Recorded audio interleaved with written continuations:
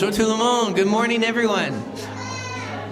Alors, on va commencer ici. J'ai juste quelques annonces avant qu'on commence. Je suis Olivier. Si vous êtes nouveau, je suis le pasteur. If you're new, I'm Oliver. I'm the pastor here. And just a couple quick announcements before we get started. La première chose, c'est qu'on est tellement ravis que vous êtes ici. Et si vous êtes nouvelle, on vous encourage de remplir une carte de connexion. Ils sont à la table, en arrière, à la fin du service. Si vous êtes nouveau, on aimerait juste vous inviter à faire partie de notre famille. L'Église, vraiment, c'est une famille avec les enfants, avec les aînés, avec tout le monde de toutes les générations. L'Église est une famille et on chemine ensemble, on aide les uns les autres à suivre Jésus.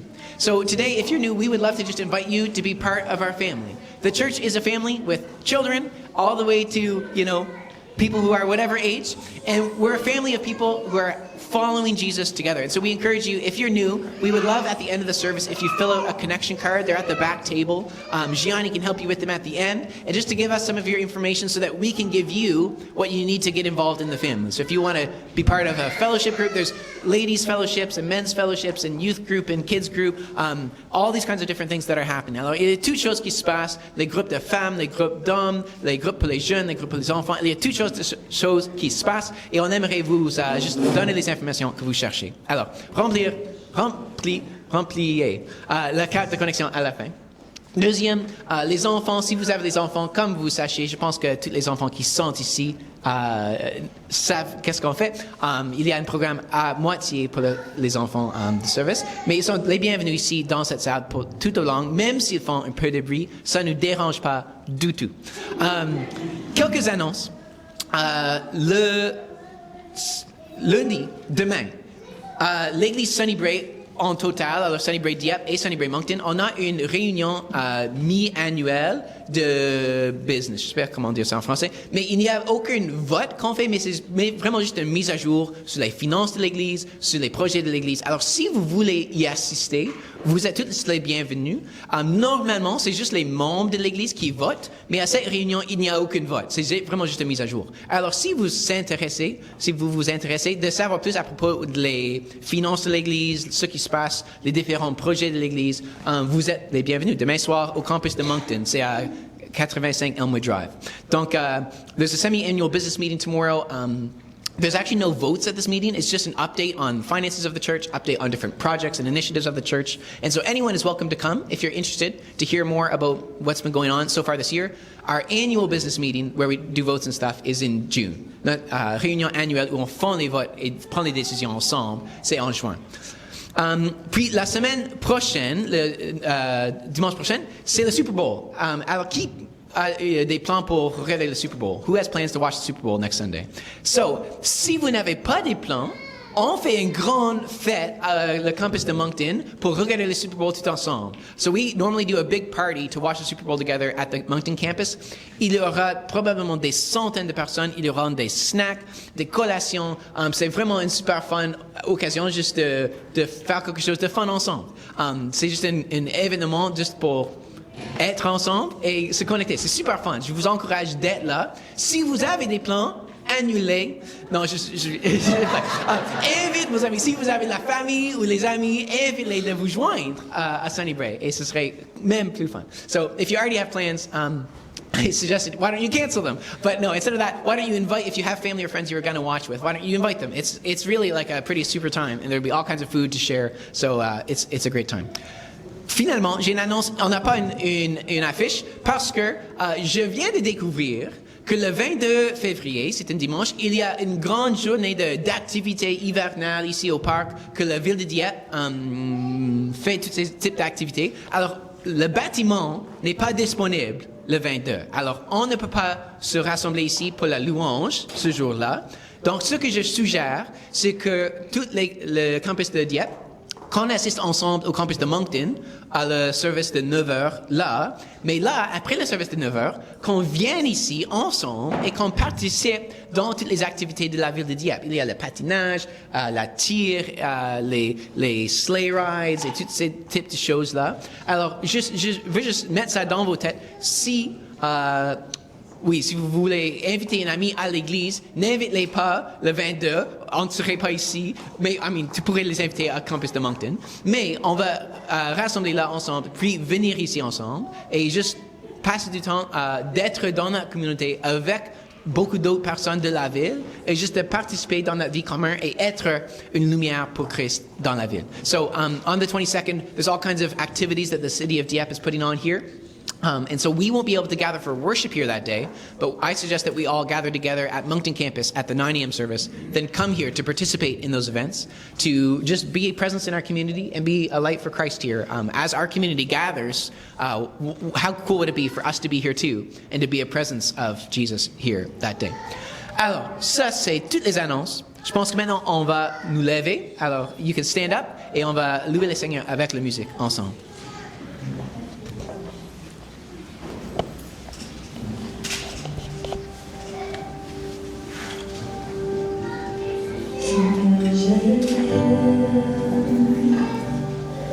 Ta bonté n'est pas éternelle. Chaque jour, tu me tiens dans tes mains.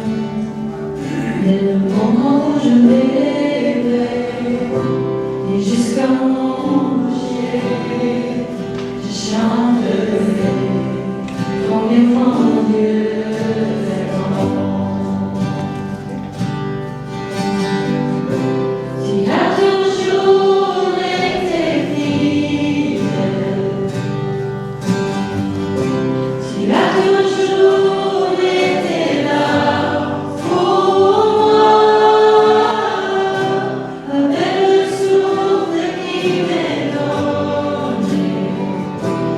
Chanterai combien mon Dieu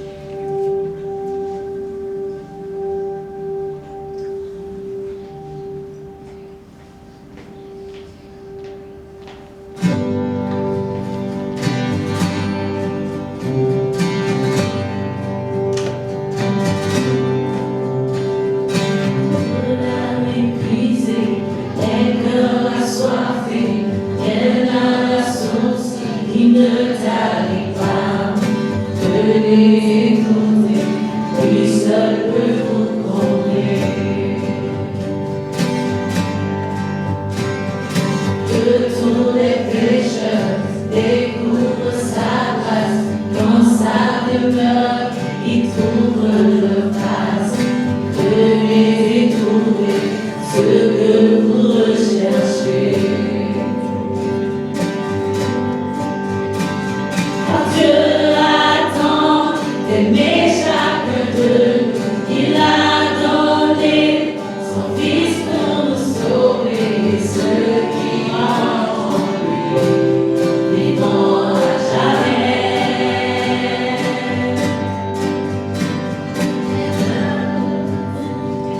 Que l'âme brisée, les cœurs enchaînés, laisse l'honneur au pied de la croix. Jésus vous attend, ses bras sont grands ouverts. Car Dieu attend d'aimer chacun de nous. Il a donné son Fils pour nous sauver. Ceux qui croient en lui vivront à jamais. Les forces du mal à jamais sont brisées. Mon âme enfin connaît la liberté. Dieu attend dans le guéridon.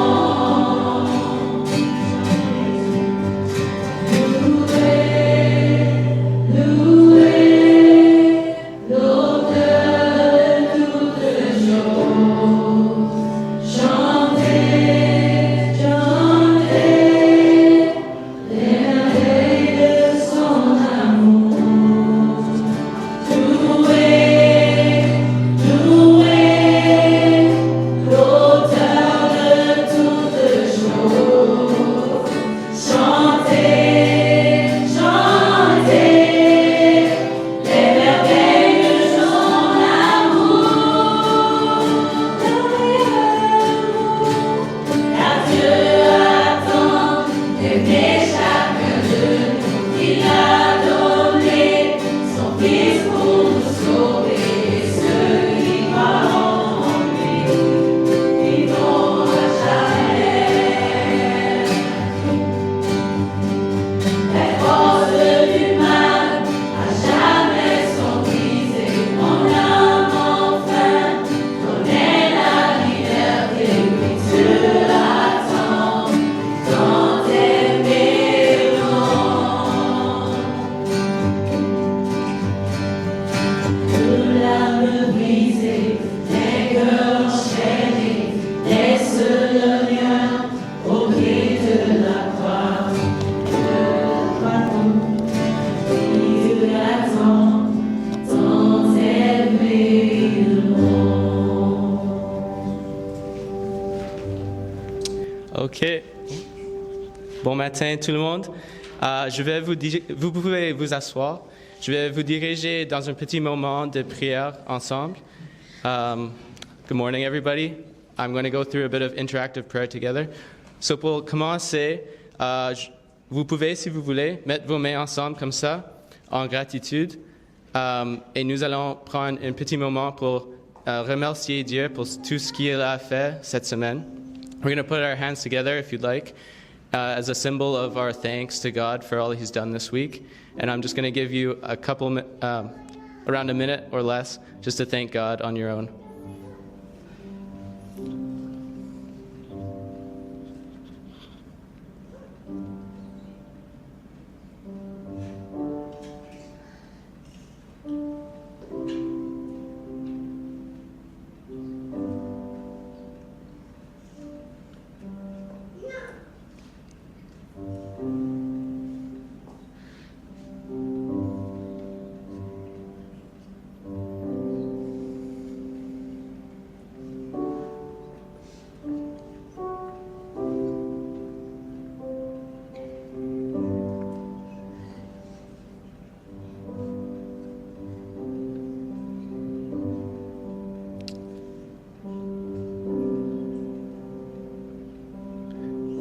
Merci Dieu pour tout ce que tu as fait dans nos vies et dans les vies des autres.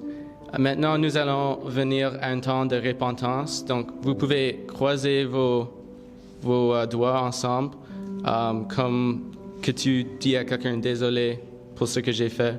Nous allons prendre un peu de temps de dire à Dieu désolé pour les choses qu'on a fait qui nous ont séparés de lui et des autres. So we're going to cross our fingers together as a sign of saying sorry. And we're going to say sorry to God for things that brought us away this week from Him and from other people.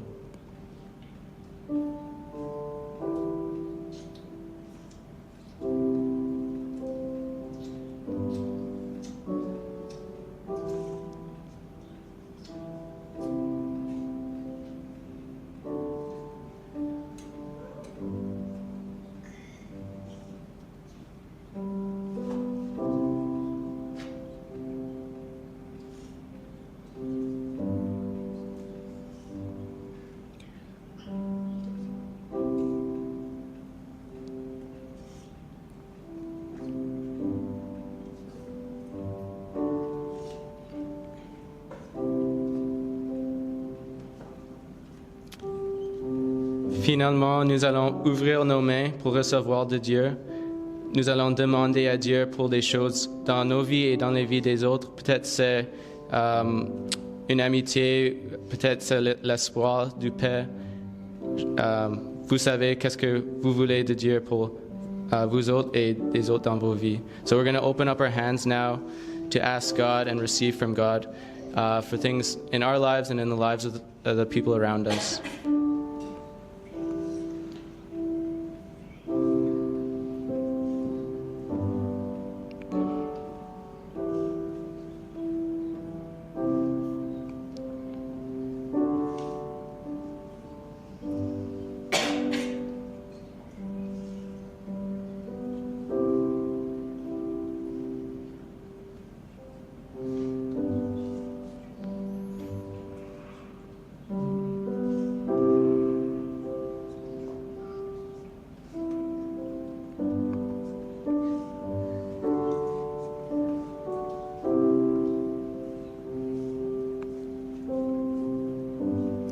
Amen. OK, so maintenant c'est le temps pour les enfants. Vous pouvez aller là-bas. It's time for the kids to go back to the room back there where the volunteers are waiting.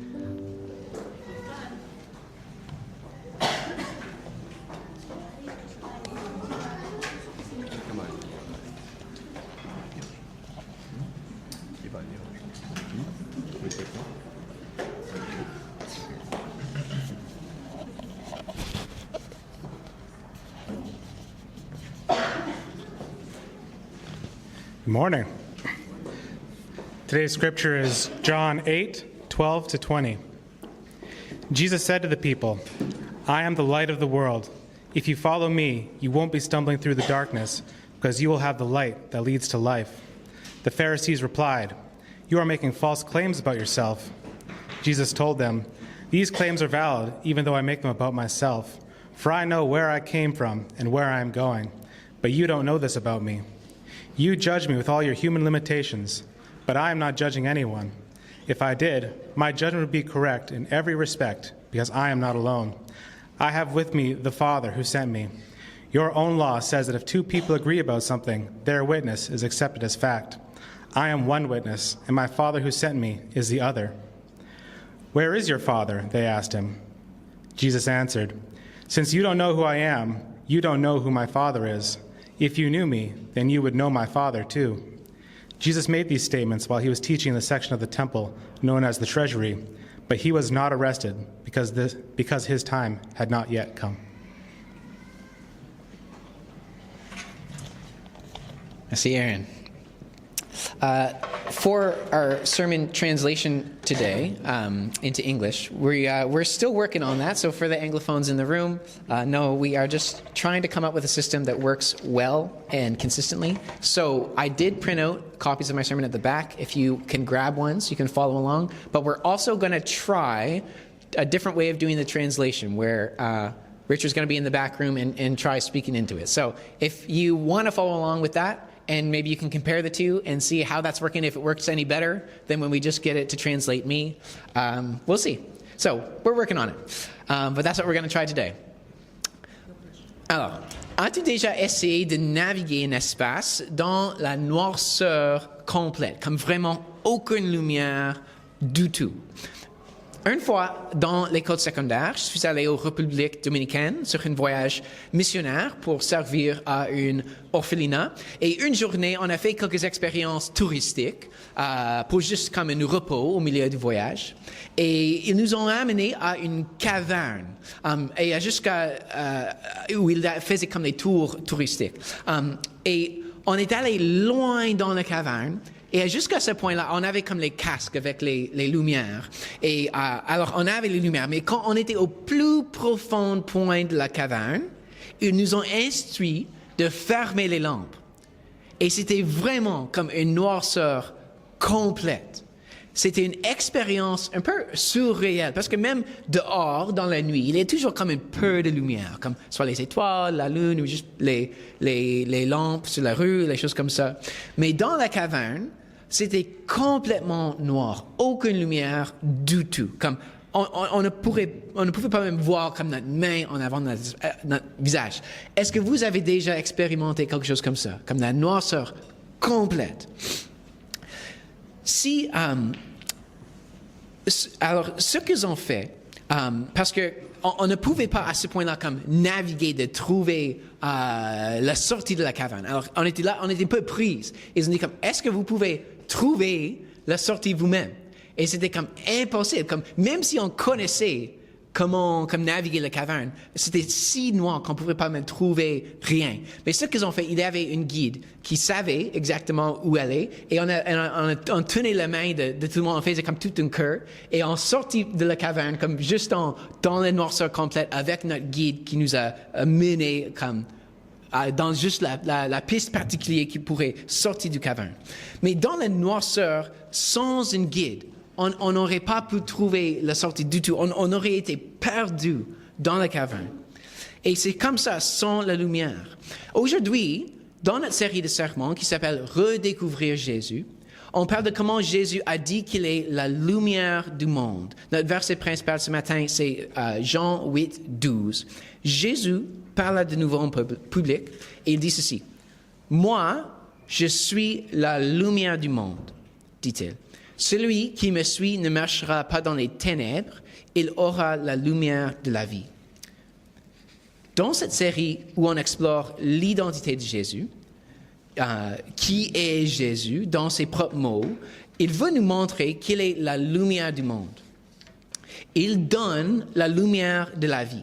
Il est celui qui éclaire notre chemin pour qu'on ne marche pas dans les ténèbres. Il éclaire notre chemin pour qu'on trouve le chemin qui mène à la vie, la vraie vie. Et ce thème de la lumière est tout à travers l'évangile de Jean. J'ai prêché un message en décembre, si vous vous souvenez, à propos de Jésus comme la lumière du monde, comme Jean a dit en chapitre 1. Il a dit, la lumière brille dans les ténèbres et les ténèbres ne l'ont pas étouffée. Les forces du mal et de la destruction dans le monde luttent contre Jésus et son royaume, mais les ténèbres n'ont pas étouffé la lumière. Alors, le thème de la lumière. Puis aussi, Jésus parle à propos de le contraste entre vivre dans la lumière et vivre dans les ténèbres. Alors, en chapitre 12, verset 35, il dit ceci. La lumière est encore parmi vous pour un peu de temps. Marchez tant que vous avez la lumière pour ne pas vous laisser surprendre par les ténèbres. Car celui qui marche dans les ténèbres ne sait pas où il va. Comme moi et mes amis dans la caverne, sans la lumière, on ne sait pas où on va. On ne peut pas trouver le chemin de la vie. On est perdu. Et souvent, on suit les chemins qui mènent à des impasses ou mènent à la destruction si on n'a pas la lumière. Le thème de la lumière est aussi trouvé dans l'Ancien Testament de la Bible, toutes les Écritures avant que Jésus est venu au monde. Et dans le livre des Psaumes, c'est une collection de chants des Israélites. Psaume 111 dit ceci, 119, je m'excuse, verset 105. Ta parole est comme une lampe qui guide tous mes pas. Elle est une lumière éclairant mon chemin. Alors la parole de Dieu est la lumière qui nous guide au bon chemin. Et aussi dans le livre de Proverbes, un livre de sagesse pour comment vivre une vie d'épanouissement, ça dit en chapitre 6, verset 23, que le précepte de Dieu est une lampe, c'est-à-dire les règles de Dieu, et l'enseignement une lumière. Les avertissements et les reproches sont le chemin vers la vie. Les règles, les commandements de Dieu sont une lampe, une lumière. Donc la parole de Dieu, les commandements de Dieu sont aussi comparés à une lumière qui nous montre le bon chemin, qui nous aide à éviter les choses qui nous causent à trébucher, des choses qui nous causent de tomber dans une crevasse. La loi de Dieu n'est pas arbitraire. Dieu n'est pas despotique. Ces commandements sont pour notre bien-être et le bien-être de la société collective. Alors la parole de Dieu est la lumière qui montre le chemin de la vie. Alors puis Jésus, il déclare qu'il est la lumière du monde. Et souviens-toi de notre série à Noël que Jean a appelé Jésus aussi, la parole devenue chair. Jésus est l'incarnation de la parole de Dieu. Alors, qui est Jésus? Qu'est-ce qu'on découvre lorsqu'on cherche l'identité de Jésus? Il est l'incarnation, il est l'exemple suprême d'une vie humaine qui suit la volonté de Dieu. Sa vie exemplifie parfaitement comment vivre selon la loi de Dieu. Sa vie exemplifie le vrai cœur derrière les commandements de Dieu. Et son enseignement aussi, ses paroles sont le standard absolu pour comprendre la volonté de Dieu, pour comprendre qu'est-ce que c'est le chemin de la vie. Alors si on suit Jésus, si on écoute sa parole, si on regarde à sa vie comme notre exemple à suivre, si on le connaît et on le suit comme notre maître, on marche dans la lumière. Mais par contre, si on ne suit pas Jésus, il déclare qu'on marche dans les ténèbres. Comme il le dit dans Jean 12, 35, que j'ai déjà lu, celui qui marche dans les ténèbres ne sait pas où il va. Si on ne connaît pas Jésus, si on ignore sa vie et son enseignement, on marche dans les ténèbres, on ne sait pas où on va. Et c'est le cas pour les gens de ce monde. Les gens qui ne connaissent pas Jésus, ils marchent dans les ténèbres, ils ne savent pas le chemin qui mène à la vie. Parfois, ils pensent qu'ils savent, ou pire, ils suivent quelqu'un qui pense qu'ils savent. Imagine moi et mes amis dans la caverne.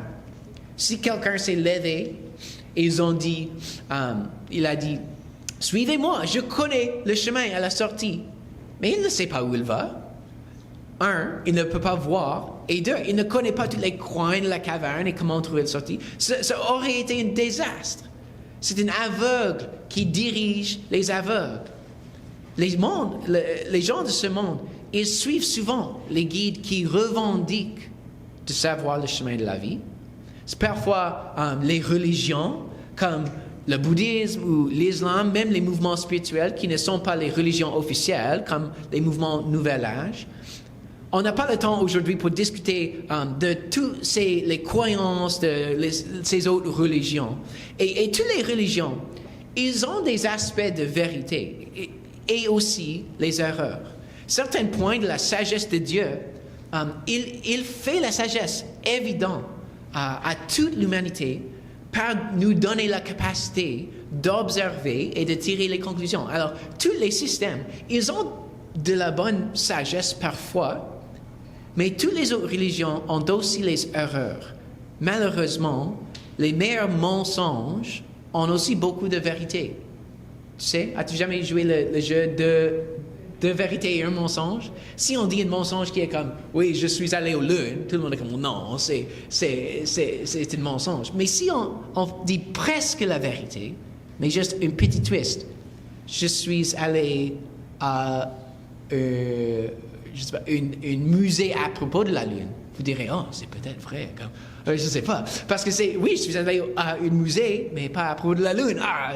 Alors, les meilleurs mensonges du monde ont beaucoup de vérité. Et c'est pareil avec les autres religions. Il y a beaucoup de bonnes choses dans ces religions, beaucoup de bons enseignements qui sont semblables à Jésus. Mais si ils ne sont pas centrés autour de Jésus, je dirais simplement que ses paroles et sa vie, c'est le centre et le standard et la fondation absolue de la vie, de l'épanouissement. Et Jésus dit, si les gens ne le suivent pas, ils marchent dans les ténèbres. Alors, on n'a pas tout le temps aujourd'hui pour faire un séminaire sur les autres religions du monde. Mais sache que s'ils ne sont pas centrés sur la vie et les paroles de Jésus, Jésus dit qu'ils marchent dans les ténèbres. Alors, beaucoup de monde suivent les religions qui revendiquent de leur montrer le chemin de la vie. Mais ils sont des guides fausses, des aveugles qui dirigent les aveugles. Ils marchent dans les ténèbres. Différemment, beaucoup de monde dans notre culture ne cherche pas le chemin de la vie d'une religion, mais de la connaissance humaine.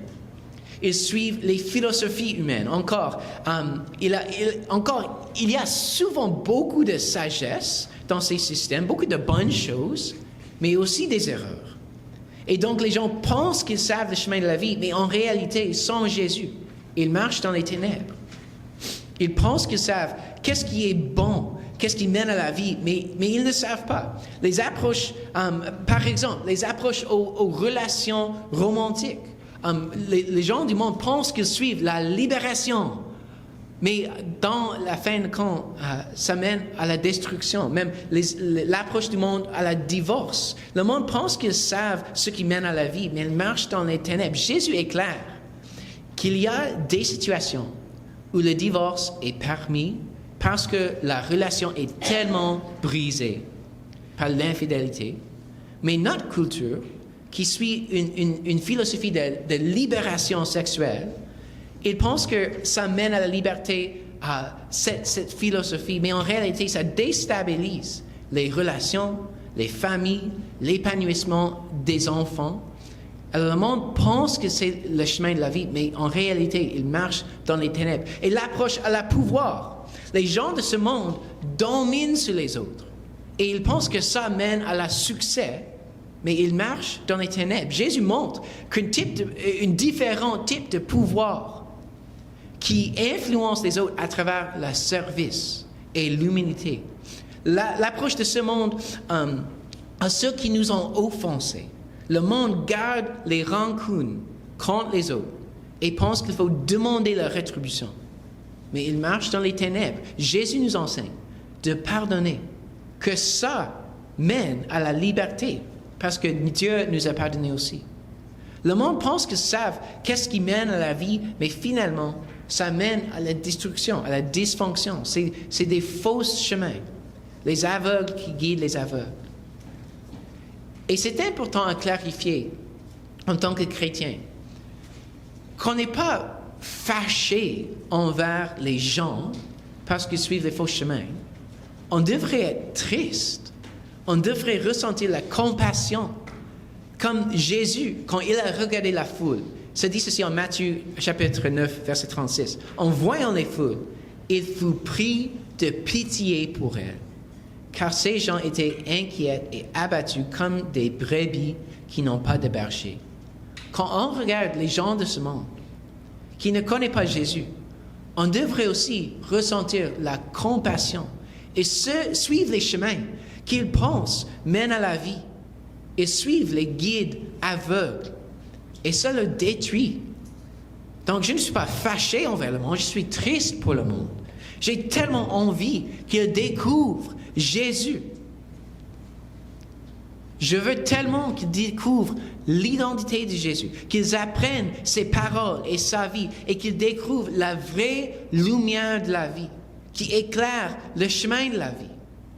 C'est mon désir pour le monde, pour la ville de Dieppe, c'est mon désir pour vous autres, pour ma famille, mes filles, qu'ils connaissent Jésus, la lumière du monde.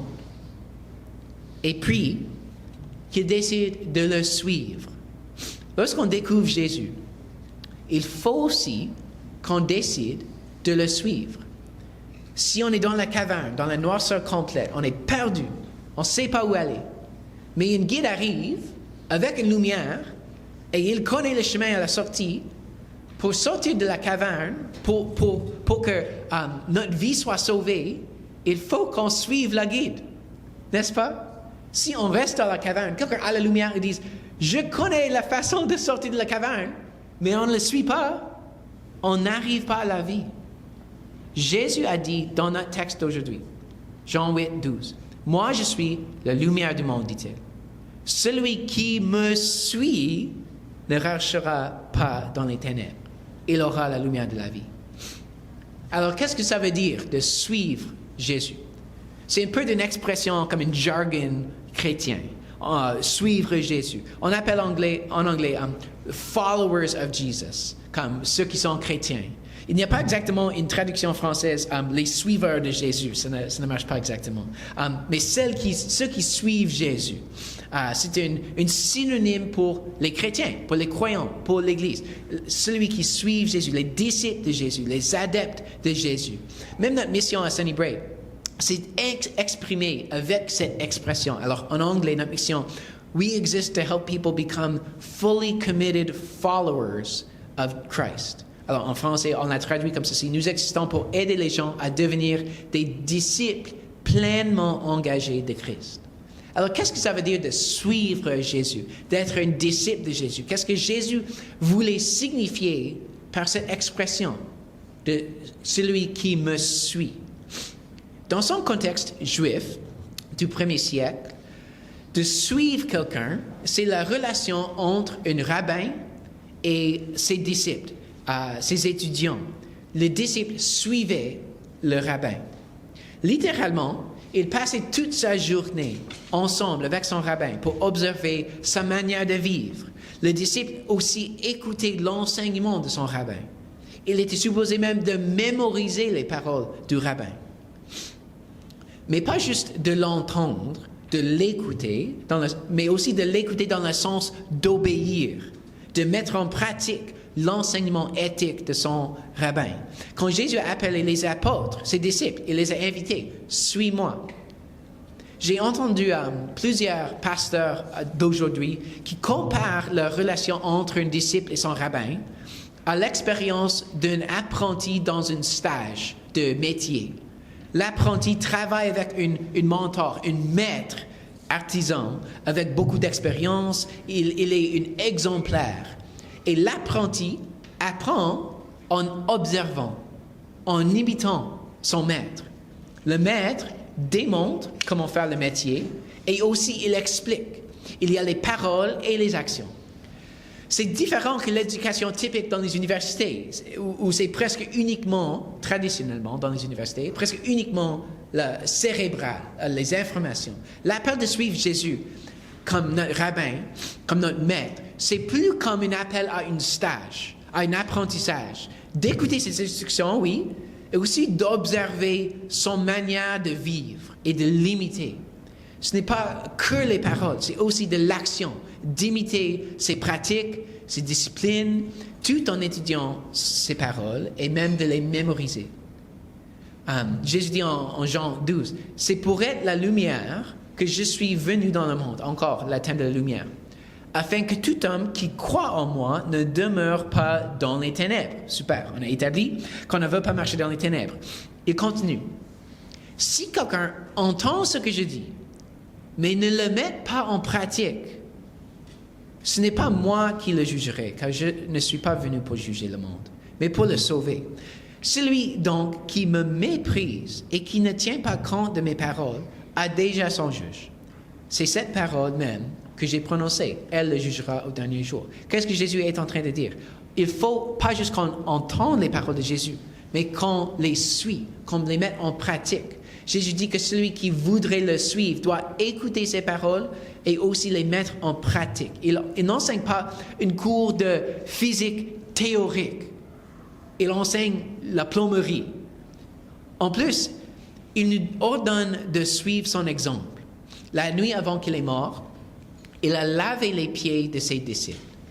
Il les a servis, faisant une tâche réservé aux serviteurs les plus humbles habituellement. Et puis il a dit ceci en Jean 13.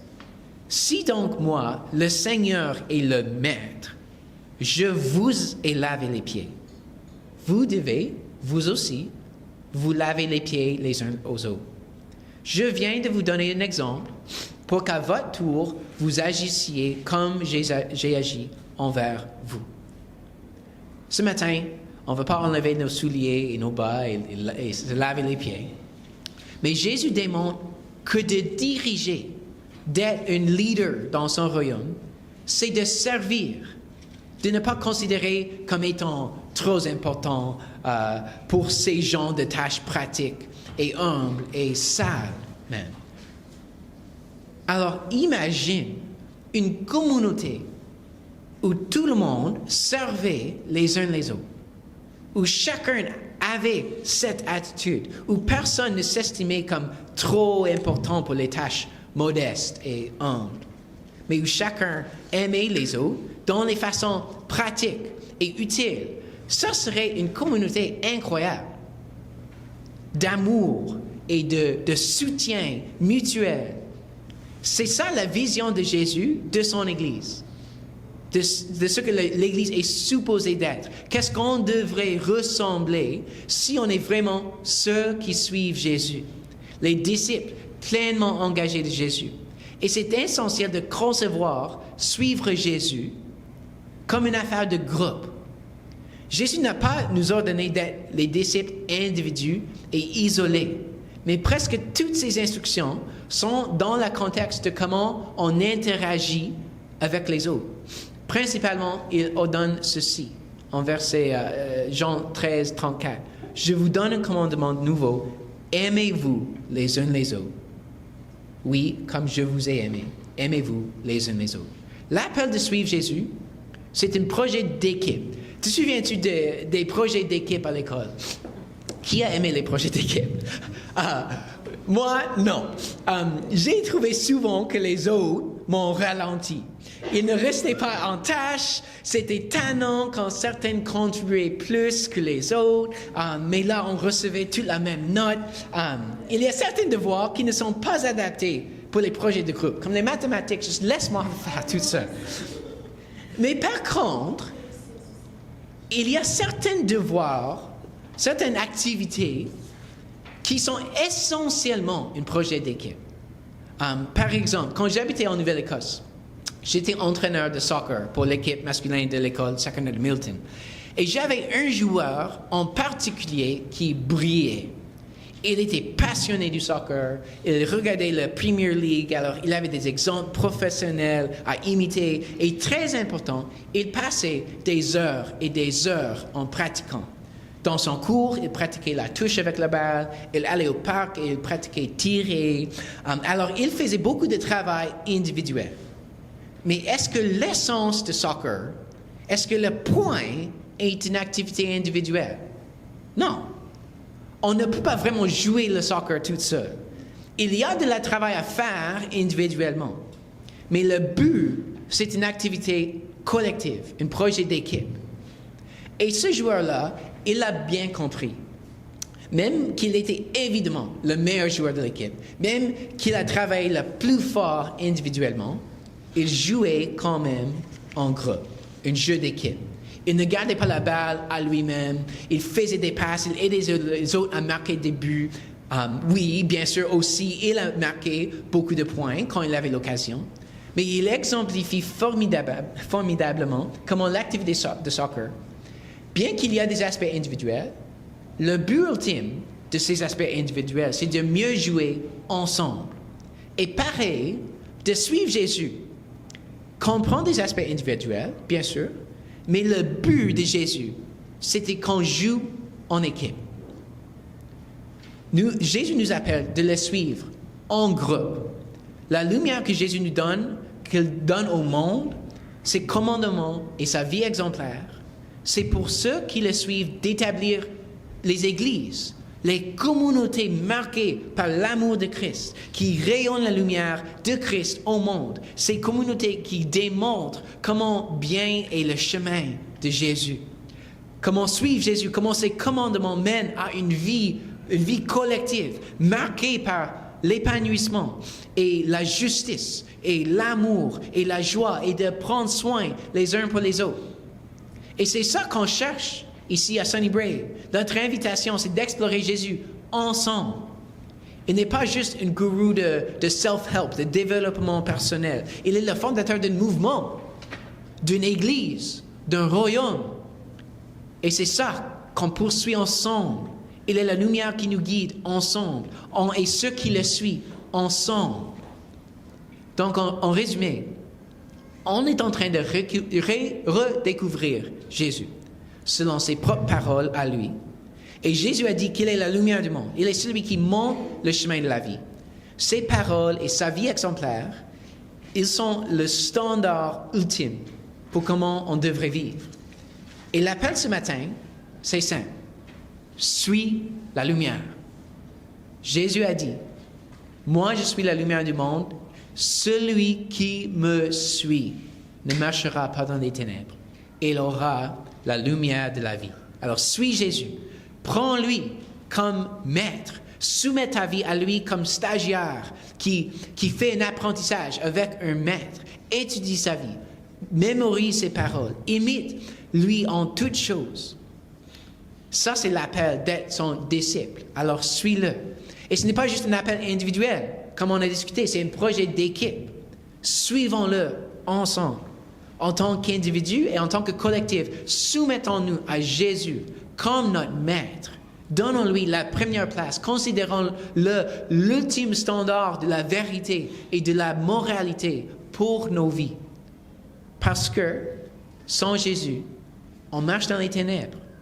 On ne sait pas où on va. Comme Magre dans la caverne. Sans Jésus, on est dans la noirceur complète. Mais quand la guide allume la lumière et dit « Suivez-moi », on doit le suivre. Jésus est venu à nous. Il nous a montré la lumière lui-même. Il est la lumière. Mais il faut qu'on le suive. Et je veux ça pour vous. Comme j'ai dit à propos des faux chemins du monde, les chemins que les gens suivent, qu'ils pensent vont leur mener à la vie, mais en réalité, c'est un chemin à la destruction. Je suis triste pour eux. Je suis triste pour les gens qui ne connaissent pas la lumière de Jésus et ne le suivent pas. Alors, je ne veux pas que ce soit aucun de vous.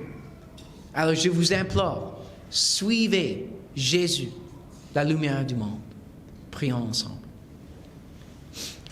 Jésus, ce matin, je prie pour nous tous, qu'on te suive, qu'on soumette nos vies à toi comme maître, qu'on étudie tes paroles et ta vie comme notre standard ultime, absolu pour la vie.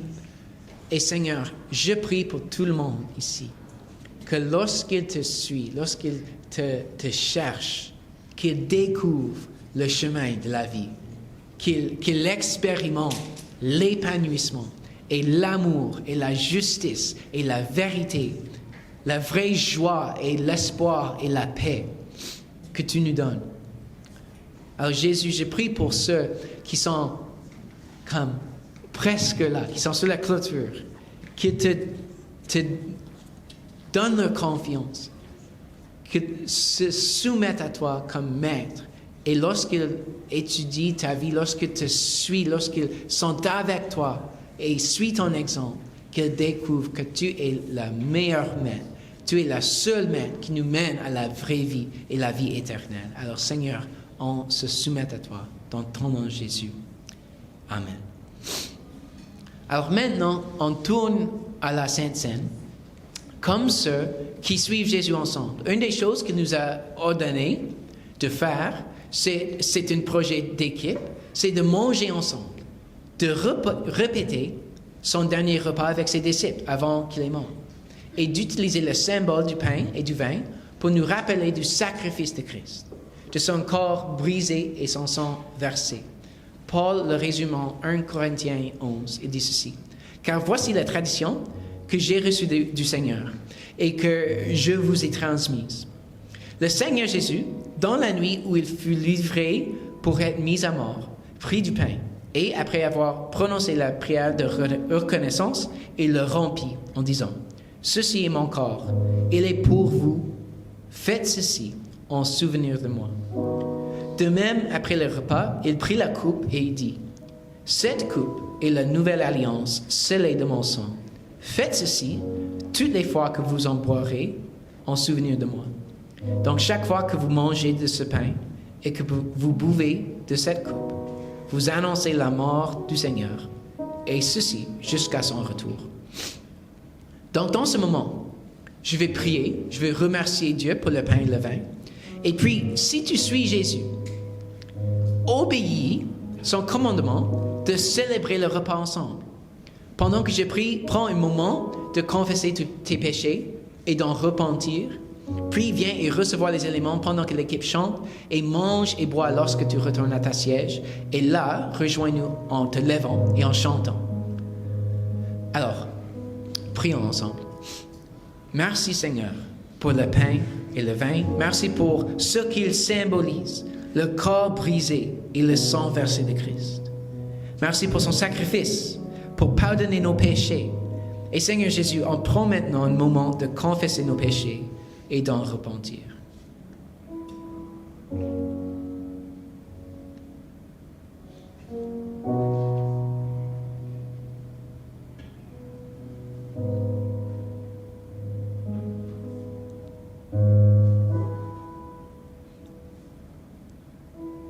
Et merci Jésus que tu nous pardonnes nos péchés.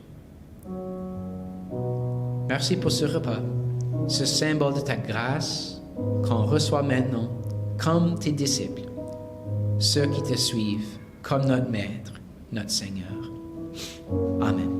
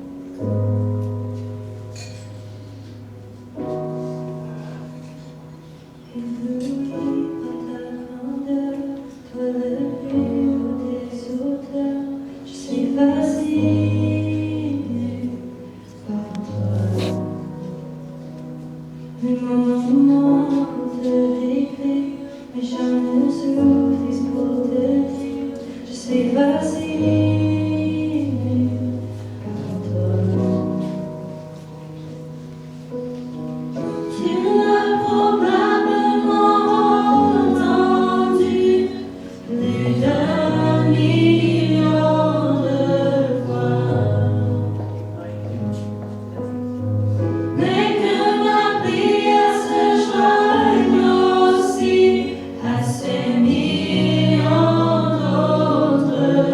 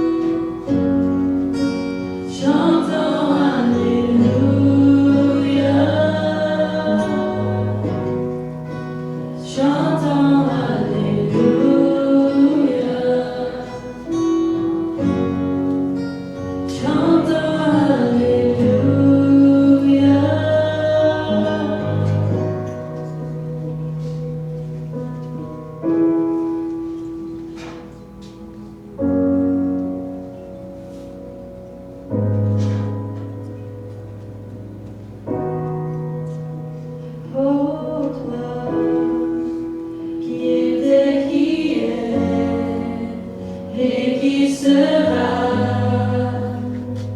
Je suis fascinée par toi, qui était, qui est et qui sera. Je suis fascinée par toi, qui était, qui est et qui sera. Je suis fascinée par toi, qui était, qui est et qui sera. Je suis fascinée par toi.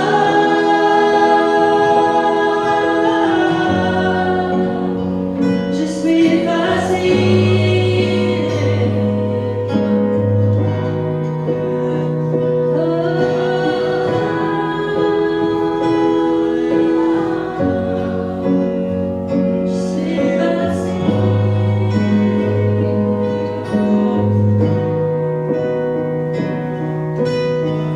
Tu l'as probablement entendu plus d'un million de fois,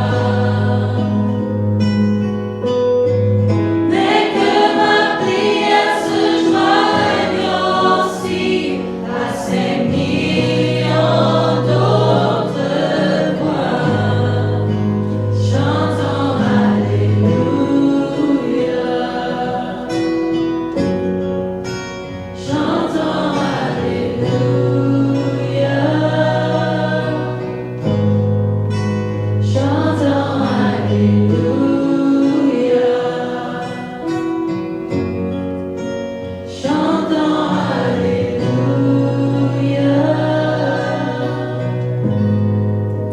Chantons Alléluia.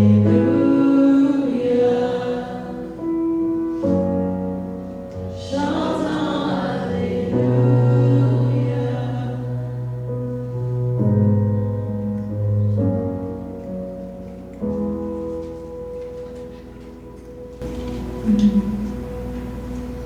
Pour terminer la service ce matin, on va juste chanter en célébration de qui Dieu est, dont nous invitons à chanter avec nous. So to finish off the service, we just want to celebrate who God is and how great He is, and let's just sing together and just finish off the service with joyful hearts and celebration.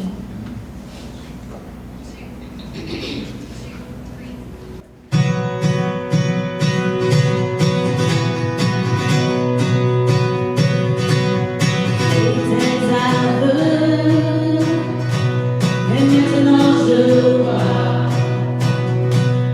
J'étais perdu, et loin de toi. Et tu es venu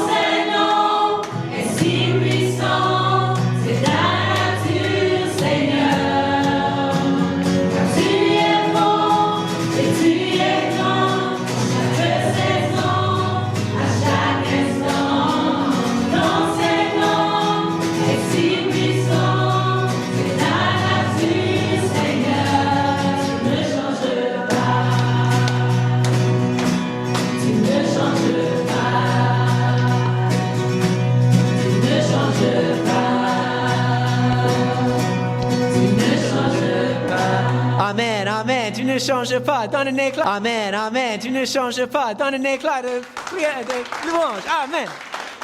Tu es bon, Seigneur, tu es bon, Seigneur. Merci, Seigneur. Alors, je prie que vous ayez une super semaine dans la bonté de Dieu qui ne change pas, que vous suivez Jésus, son exemple, ses paroles, individuellement et en groupe. Et je prie que vous ayez des occasions de interagir en tant qu'Église, en tant que le peuple de Dieu qui aime les uns les autres. Alors, juste en terminant, souvenez que si vous êtes nouveau, je vous encourage de remplir une carte de connexion en arrière. Et si vous avez manqué les annonces au début du service, suivez-nous sur Instagram et Facebook. On met les annonces sur les médias sociaux. Sonny Brady Up, c'est notre titre. Et vous encourage de passer une super semaine. On vous verra bientôt. À plus tard.